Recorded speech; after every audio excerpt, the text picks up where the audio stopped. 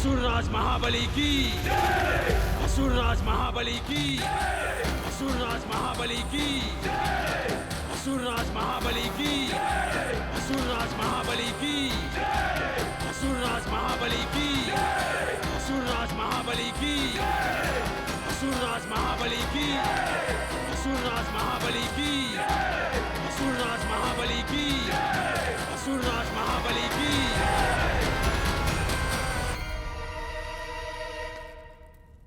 गुरुवर आप?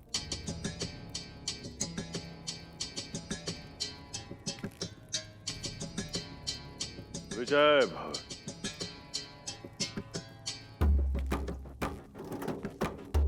आपको वो सिंहासन प्राप्त हो जो आपके लिए इससे अधिक उपयुक्त है, स्वर्ग का सिंहासन।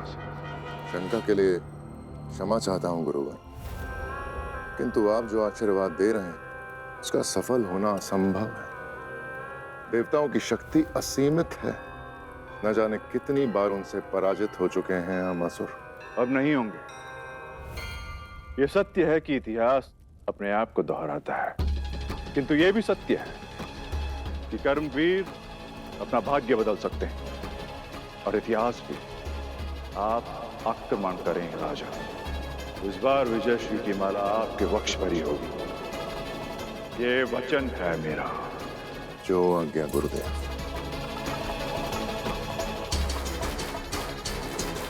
महर्षि भार्गव की, महर्षि भार्गव की, महर्षि भार्गव की।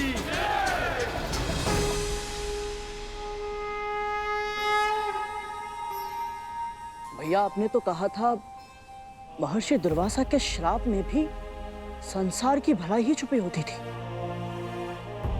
किंतु जो मैंने अभी अभी सुना उसमें तो केवल विनाश की ध्वनि है। ध्वनि विनाश की है, परंतु उसमें छुपा है संतुलन का नाद। ये सृष्टि संतुलन से ही संभव होती है गरुड़। सदैव विजयी होने के कारण देवता अभिमानी हो गए थे। संतुलन का स्थापित होना समय की मांग थी।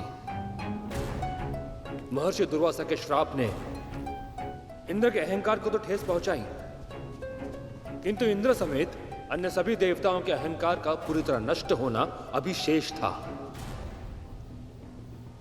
अब तक दानवों की हार होती थी और उसके कारण होता था मां दीदी का तिरस्कार, किंतु अब तिरस्कार की बारी थी माता अदिति की, और इस युद्ध के परिणाम का प्रभाव मां कद्रु और मां विंता के मन पर भी पड़ने वाला था।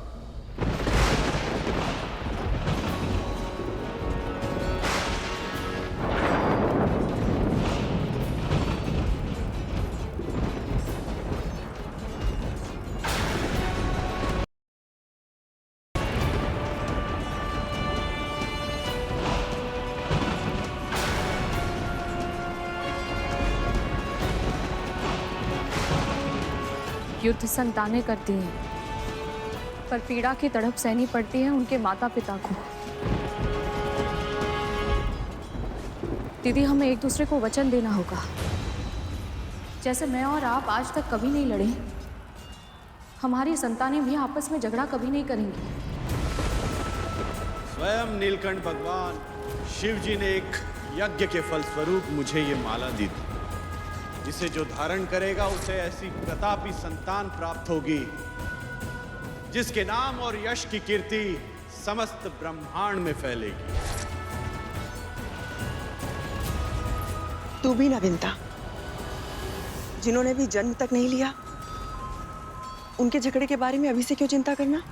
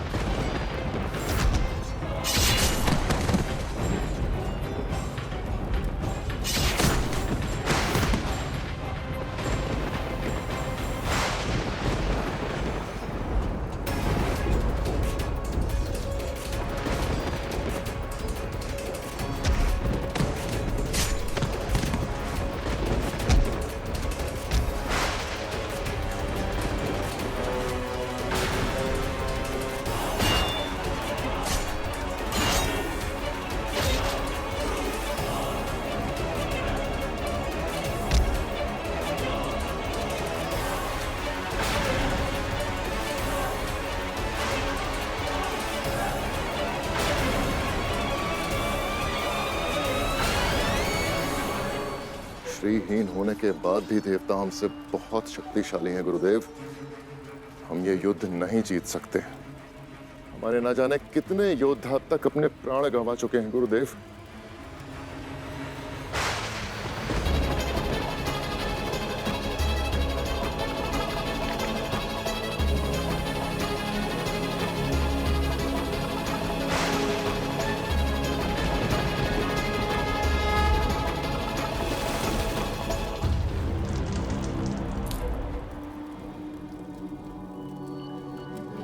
ध्यान से देखिए राजन, आपका एक भी योद्धा नहीं मारा गया है।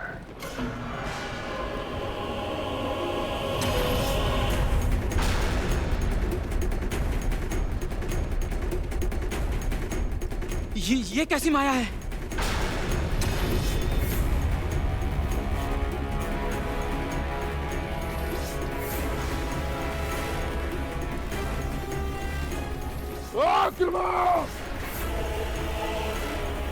भागो! अपने अपने प्राण बचाओ!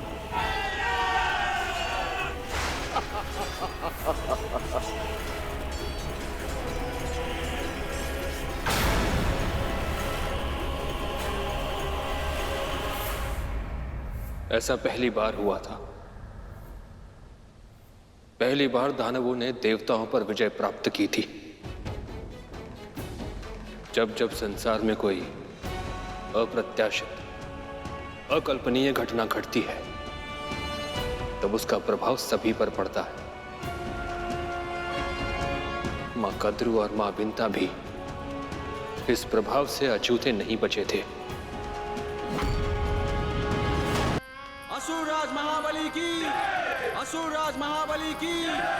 असुरराज महाबली की! असुरराज महाबली की! असुरराज महाबली की!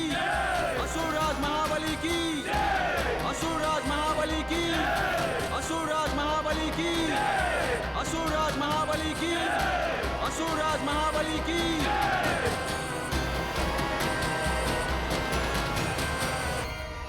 ऋषिवर,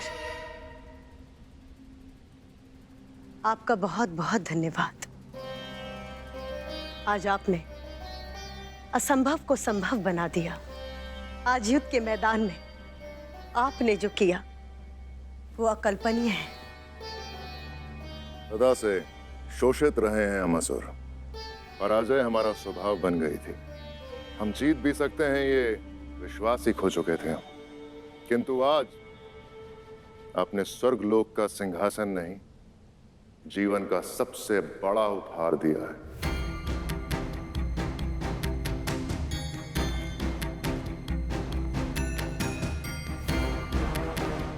अब सृष्टि में संतुलन स्थापित होगा और इसका सारा श्रेय केवल आपको जाता है गुरुवर। ये युद्ध आपने और आपके योद्धाओं ने लड़ा। साहस के साथ आपने अपने शत्रु का सामना किया और उन्हें भागने के लिए विवश किया। इस विजय का श्रेय आपका है राजन। मैंने तो केवल गुरु होने का धर्म निभाया है।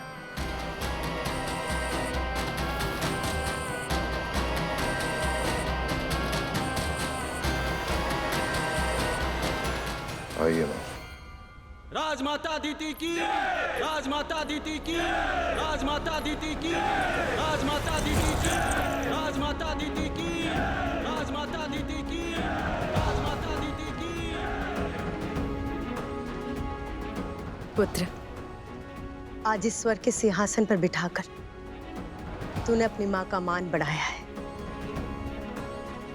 किंतु ये पर्याप्त नहीं। आज तुझे एक वचन देना होगा कि आज के बाद देवता इस सिंहासन पर कभी नहीं बैठेंगे। आज के बाद मेरे पुत्र किसी भी युद्ध में पराजित नहीं होंगे। और आज के बाद महान असुर राज महाबली मां का गर्व से उठा हुआ यह शीश कभी नहीं झुकेगा। वचन दो। मैं वचन देता हूं मां, जब तक देवताओं का समूल नाश नहीं कर देता मैं शांत नहीं बैठूंगा। असुरराज महाबली की, असुरराज महाबली की, असुरराज महाबली की, असुरराज महाबली की, असुरराज महाबली की। महर्षि दुर्वासा के एक श्राप से यदि देवताओं का राजपाट, यश, वैभव सब कुछ छिन सकता है, तो उनके आशीर्वाद से मिली माला से विंता क्या नहीं कर सकती है। मुझे अपने संतानों के हित की रक्षा करनी ही होगी। इंद्र और अन्य देवताओं के अहंकार के कारण ही आज उनकी इतनी भीषण हार हुई है। हम अपनी संतानों को विनय की शिक्षा देंगे ताकि उन्हें कभी ऐसे दुर्भाग्य का सामना ना करना पड़े, है ना दीदी? दीदी, किस सोच में पड़ गई आप? कुछ नहीं। असुरराज महाबली की, असुरराज महाबली की। दीदी, मैं तुम्हारे लिए बहुत प्रसन्न हूँ। बहुत बहुत बधाई हो।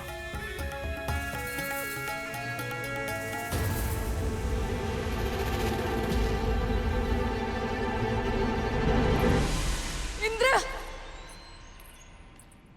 वायु, अग्नि, इंद्र, कहाँ चले गए तुम सब? इंद्र, तुम्हारी माता तुम्हें पुकार रही है, कहाँ चले गए? इंद्र,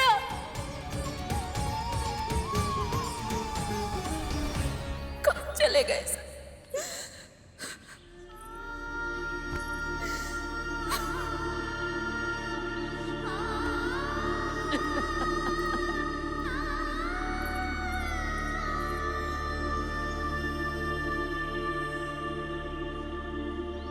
मैंने चारों ओर ढूंढ लिया है, न जाने कहाँ है मेरे पुत्र। पहले तो मेरा स्वर सुनते ही लौट आते थे, परंतु आज दीदी, बाहरी नेत्रों से ढूंढना बंद कीजिए, मन की आंखों से देखिए, अपने हृदय से अनुभव कीजिए। आपकी अंतरात्मा अपने पुत्रों को स्वयं ढूंढ लेंगी।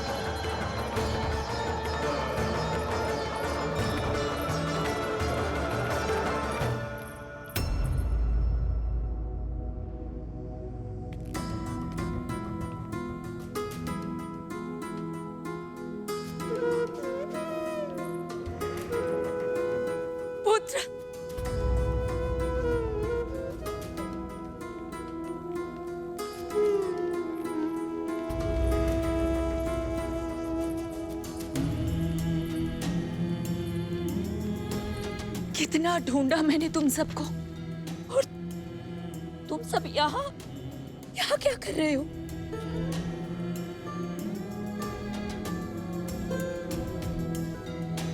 हम सब भयभीत हैं माँ।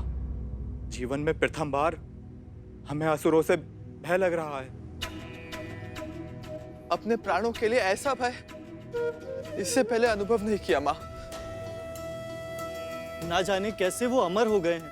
हमारा कोई भी अस्त्र शस्त्र उनके प्राण नहीं ले सकता। और अब तो उन्होंने निश्चय कर लिया है कि वो हमें जीवित नहीं छोड़ेंगे।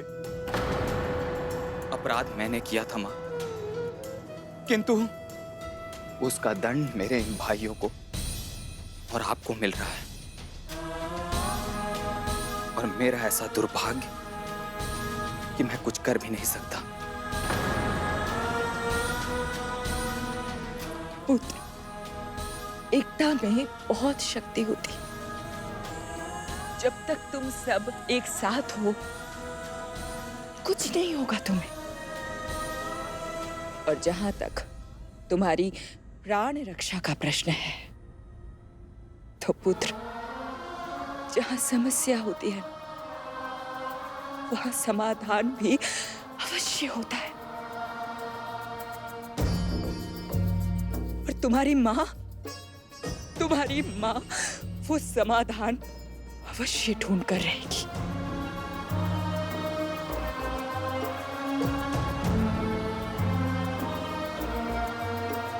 जो पुत्र अपने माता पिता का सम्मान करते हैं, उनकी आज्ञा का पालन करते हैं, वो अधिक समय तक सत्मार्ग से दूर नहीं रह सकते।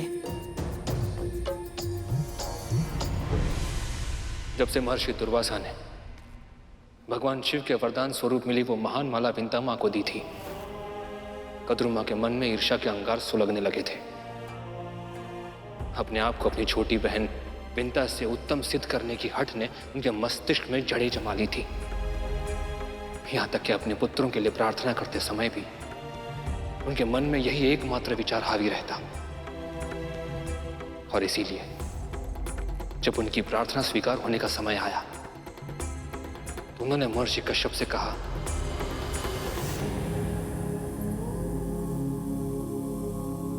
जो देवता, मानव, गंधर्व, दानव इन सभी से अधिक शक्तिशाली हो, जो विकराल विषधर हो, जिन्हें देखते ही शिराओं में भय का संचार हो, मुझे ऐसे एक सहस्त्र पुत्र चाहिए।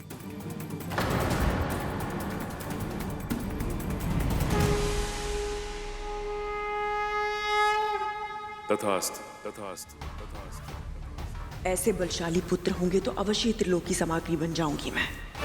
फिर विंता ही नहीं, दिति, अदिति सब झुकेंगे मेरे आगे।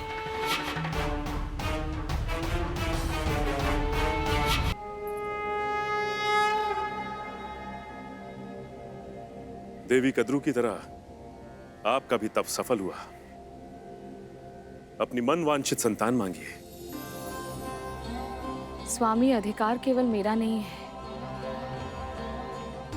संतान को अपने माता और पिता दोनों की इच्छाओं का संयुक्त स्वरूप होना चाहिए। इसलिए आप बताइए, कैसी संतान चाहिए आपको?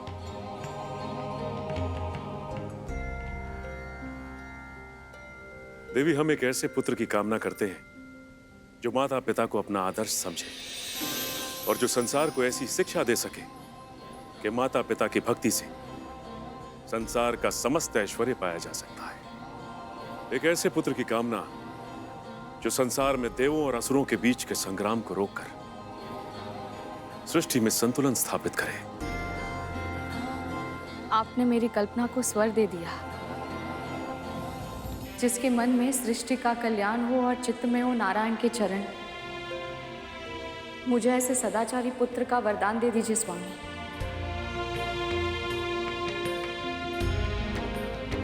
देवी कद्रू ने सहस्त्र पुत्रों की इच्छा व्यक्त की है, किंतु आप केवल एक ही पुत्र चाहती। जिसे जो धारण करेगा उसे ऐसी प्रतापी संतान प्राप्त होगी जिसके नाम और यश की कीर्ति समस्त ब्रह्मांड में फैलेगी। आप सही कह रहे हैं। संतान के समुचित विकास के लिए भाई या बहन का होना आवश्यक होता है। मेरे पुत्र को एक और साथी दे दीजिए स्वामी। तथास्तु, तथास्तु, तथास्तु।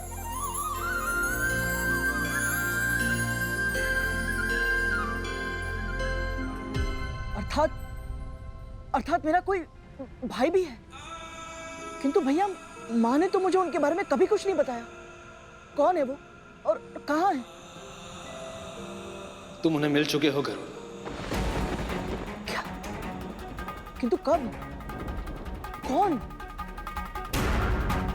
सूर्यदेव के रथ के सारथी हैं वो, अरुण, तुम्हारे बड़े भाई। अंधकार को समूल नष्ट करने वाले श्री सूर्यदेव को मेरा प्रणाम।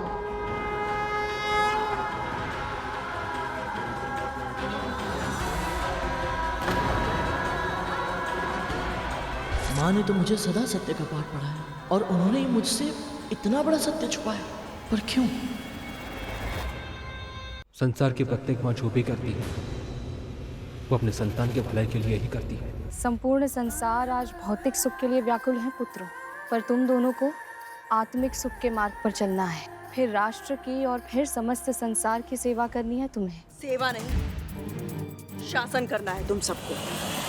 शस्त्र के बल पर ही पुरुषार्थ करने वाले विजयी होकर इस पृथ्वी का भोग करते हैं। इसलिए तुम सबको इतना शक्तिशाली बनना होगा कि सबको पराजित करके इस त्रिलोक पर अपना राज स्थापित कर सको।